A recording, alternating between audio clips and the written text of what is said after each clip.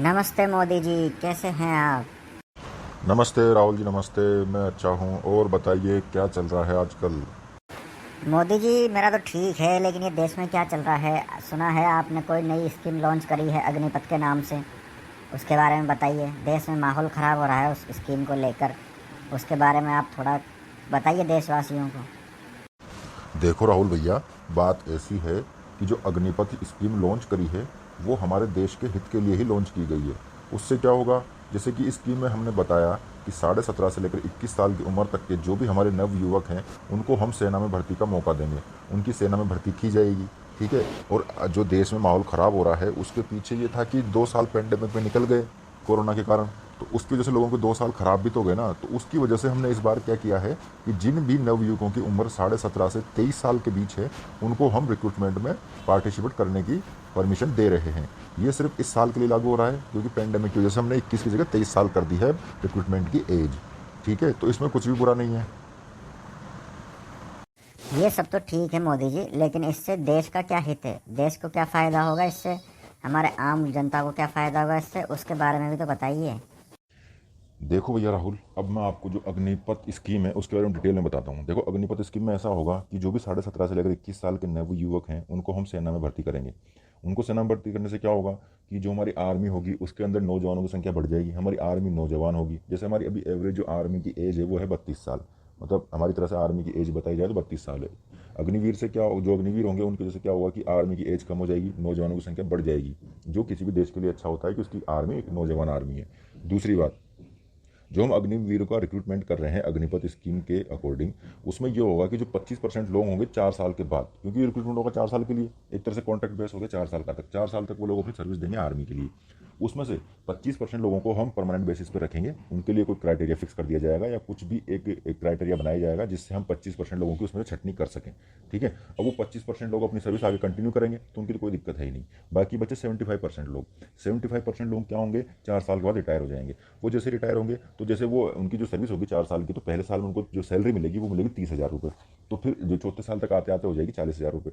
ठीक है, तो कुछ पैसा तो वो यहाँ से सेव करेंगे। इसके अलावा जैसे ही वो रिटायर होंगे 4 साल के बाद, जो 75% लोग हैं वो लोग बाहर जाके अपनी कहीं दूसरी जॉब ढूंढ सकते हैं। क्योंकि जब वो रिटायर होंगे तो उनको 11 लाख रुपये सरकार की तरफ से दिए जाएंगे। आप उसे पेंशन मान लो या कुछ भी मान लो, लेकिन एक मुश्त 11 लाख रुपये उनको दिए जाएंगे।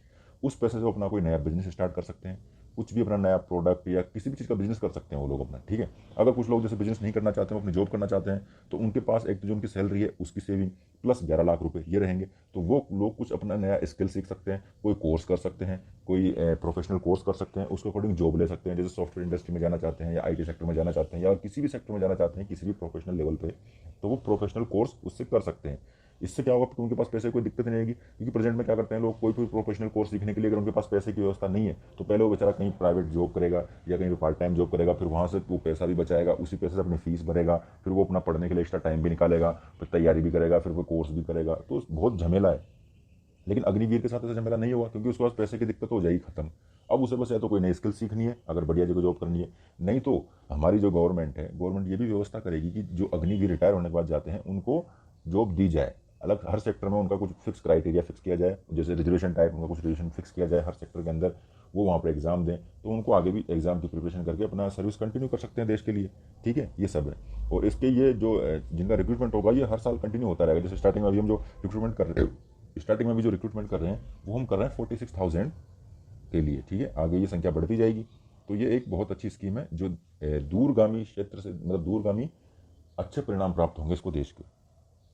ये तो अच्छी स्कीम है मोदी, सुनने में तो बहुत अच्छा लग रहा है, लेकिन फिर भी ये लोग समझ क्यों नहीं रहे? ये लोग दंगे क्यों कर रहे हैं? ट्रेनों को क्यों जला रहे हैं? युवा समझ क्यों नहीं पा रहा है इस चीज़ को? देखो राहुल भैया, बात ऐसी है कि कुछ असामाजिक तत्व हैं जो लोगों को बरगला रहे हैं या उनको भड़का रहे हैं। उनको पूरी जानकारी दे नहीं रहे। उनको ये है कि सरकार रोजगार की व्यवस्था नहीं कर पा रही, सरकार रोजगार को काटे जा रही है, रोजगार को कम करे जा रही है। ऐसे बरगलाने लोग बहुत सारे हैं जो उनको गलत सूचनाएं दे रहे हैं जिससे वो लोग भड़क रहे हैं। वो लोग समझ नहीं पा रहे कि हकीकत में है क्या चीज़। तो उसके लिए मैंने आपको सब समझा दिया, वो सब है।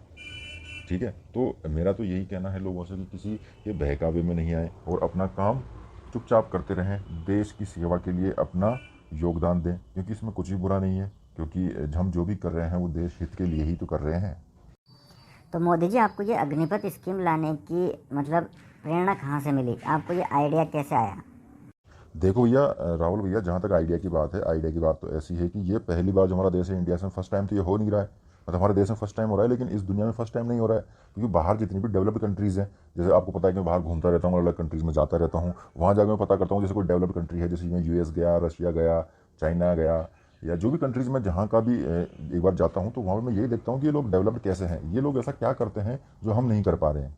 ठीक है, तो मैं उनको अडॉप्ट करता हूँ अपने देश में लाकर उनको लागू करता हूँ, ताकि हमारा देश जो भी डेवलपिंग है ये भी डेवलप्ड हो जाए। जैसे ये जो अग्निवीर वाली बात है, अग्निपथ स्कीम है, ऐसा यूएसए में पहले से हो रहा है। क्योंकि वो लोग क्या कर रहे हैं, अपनी जो सेना में जो जवान हैं उनकी संख्या को लगातार कम करते जा रहे हैं। यही चाइना में हो रहा है। चाइना में पहले 23 लाख सैनिक थे, अब उन्होंने अपने 20 लाख कर दिए हैं, और वो ये करना चाह रहे हैं कि हम 10 लाख सैनिक ही रखें। क्योंकि इन सबका ये मोटो है कि जैसे हम अधिक संख्या में नौजवानों की भर्ती करते हैं या अधिक संख्या में आर्मी के लोग रखते हैं, तो एक तो जैसे पेंशन स्कीम होती है, तो पेंशन का बहुत सारा खर्चा होता है उनके ऊपर, जो उनको रिटायर होने के बाद भी उनको दिया जाता है। ठीक है, और हम जैसे अब अग्निवीर के थ्रू जो लोग रिटायर होंगे उनको पेंशन वगैरह तो कुछ देना है नहीं। तो उसमें दूसरी बात ये भी है कि ये जो डेवलप्ड कंट्रीज़ हैं ये ऐसा क्यों कर रही हैं कि अपनी सेना के अंदर जो भी इंडिविजुअल्स हैं उनको लगातार कट डाउन क्यों करती जा रही है। इसका कारण ये है कि इससे जो भी उनकी इकोनॉमी या जो आर्मी का बजट होता है या सेना का बजट होता है, उसमें जो पैसा बचेगा वो पैसा हम मॉडर्न टेक्नोलॉजी पे खर्च करेंगे। जो भी अत्याधुनिक हथियार होंगे या किसी भी तरह का जो भी नया डेवलपमेंट हो रहा होगा सेना के फील्ड में, हम वो अडॉप्ट करेंगे। हम कुछ नई हथियार खरीदेंगे, जैसे हम नए हेलीकॉप्टर खरीदेंगे, नए लड़ाकू विमान खरीदेंगे, कुछ भी जैसे कुछ भी नया होता है क्षेत्र के अंदर, तो हमारे पास फंड रहेगा तो हम वो चीज़ जल्दी से जल्दी बाय कर पाएंगे, उसे अडॉप्ट कर पाएंगे, अपने देश में उसको ला पाएंगे। ठीक है, तो इसमें बुरा कुछ भी नहीं है, ये पहले भी होता आ रहा है बाकी डेवलप्ड कंट्रीज़ में, और हम उसी राह पे चल रहे हैं, क्योंकि हमें भी तो डेवलप्ड होना है एक दिन, हम वही कर रहे हैं। ये तो अच्छी बात है मोदी जी, लेकिन आपका क्या फ़ायदा है इसमें, सरकार का क्या फ़ायदा है? देखो राहुल भैया, मैं आपकी तरह तो शासन करता नहीं हूँ कि हमारा कोई पर्सनल फ़ायदा हो जाए। हम जो भी कर रहे हैं वो जनता के भले के लिए कर रहे हैं, देश के भले के लिए कर रहे हैं, तो हमारे इसमें पर्सनल जैसा कोई भी मामला नहीं है। ठीक है, इसके अलावा आप इसका दूसरा पहले भी तो देखो ना, कि एक जो बच्चा, जो नौजवान युवक है, वो जब सेना में भर्ती होगा अपनी 17-18 साल 18 साल की उम्र में, तो जब वो वहाँ से रिटायर होगा 4 साल बाद, 22 साल की या 23 साल की या 24 साल 25 साल, लास्ट अगर वो 21 में होता है तो 25 साल में रिटायर होगा। तो जब इस उम्र में वो रिटायर होकर आएगा, तो आप ये देखो ना कि 4 साल की ट्रेनिंग लेके आया है, उसको कितना कुछ पता होगा, वो फिजिकली कितना स्ट्रांग होगा, मेंटली कितना स्ट्रांग होगा, वो एक डिसिप्लिन्ड पर्सन होगा। ठीक है, जब वो आर्मी से निकलेगा तो वो हर चीज़ में डिसिप्लिन्ड होगा, टाइम से उठना, टाइम से सोना, टाइम से खाना, कोई भी काम टाइम से करना, हर चीज़ को एक टारगेट लेके चलेगा कि मुझे अब ये काम करना है, मुझे ये काम करना है। उसकी लाइफ कितनी व्यवस्थित होगी, उसका जीवन कितना सेटल्ड होगा। आप ये सभी तो देखो ना, इन चीज़ों पर कोई ध्यान नहीं दे रहा है। अब लोगों को पता नहीं गलत सूचनाएं पहुंच रही हैं, या वो कुछ भी लोग सुन रहे हैं उसको मान रहे हैं, कुछ पॉलिटिशियन या कुछ भड़काऊ नेता या कुछ असामाजिक तत्व है, कुछ भी बरगला रहे हैं उनको, और वो लोग बरगलाए जा रहे हैं। वो लोग इस बात को समझ ही नहीं रहे कि उनको जो उम्र होती है, यही तो उम्र का एक पड़ाव होता है जहाँ पे आदमी कुछ डिसीजन लेता है या कुछ सीखता है, शारीरिक मानसिक हर तरह से वो डेवलप्ड होता है। तो उसको अगर ऐसा माहौल दिया जाएगा तो उसकी लाइफ कितनी अच्छी हो जाएगी आगे चल के, वो भी तो देखो ना आप। ठीक है, और सरकार का इसमें कोई पर्सनल फायदा नहीं है, क्योंकि सरकार तो यही कर रही है कि वो भी जो भी आर्मी का एक बजट होता है, उस बजट में से जो पैसा पेंशन, उनको अग्निवीर को पेंशन नहीं देने से जो बजट बच रहा है, उसको हम मॉडर्न टेक्नोलॉजी पे खर्च कर रहे हैं। तो सरकार का ऐसा कुछ है नहीं, सरकार कर रही है सिर्फ देश के लिए, क्योंकि ये सब जो भी हो रहा है ये देश हित के लिए हो रहा है, और ये इसके दूरगामी परिणाम बहुत अच्छे होंगे। मैं बता रहा हूँ आपको राहुल भैया, दूरगामी परिणाम बहुत अच्छे होंगे, आप देखते जाइए। बस हम एक बार ये स्कीम लागू कर लेते हैं, हमारा फर्स्ट बैच निकाल देते हैं, उसके बाद आप देखिए धीरे धीरे कितना इंप्रूवमेंट आता है, देश के युवाओं की जो सोच है उसमें कितना बदलाव आता है, ये देश कैसे एक विकसित राष्ट्र की तरफ कैसे अग्रसर होता है, कैसे ये एक डेवलप्ड कंट्री बन जाती है, उसका परिणाम धीरे धीरे आएगा। आपको पता लगेगा धीरे धीरे कि ये स्कीम देश हित के लिए कितनी जरूरी है।